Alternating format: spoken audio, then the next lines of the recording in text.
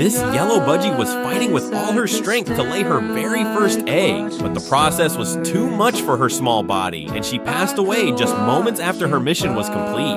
Her owner refused to let her sacrifice be in vain. He carefully took the fragile egg and placed it in a cozy nest under a motherly hen for warmth. The hen accepted the tiny stranger as her own, and soon, a miracle finally happened. A tiny, fragile life emerged from the shell, weak but alive. The family spent every hour hand-feeding the little one, making sure she grew strong and healthy. Bit by bit, her beautiful feathers began to show, and she grew into a joyful companion. She never met her mother, but she carries her brave spirit in every flutter of her wings.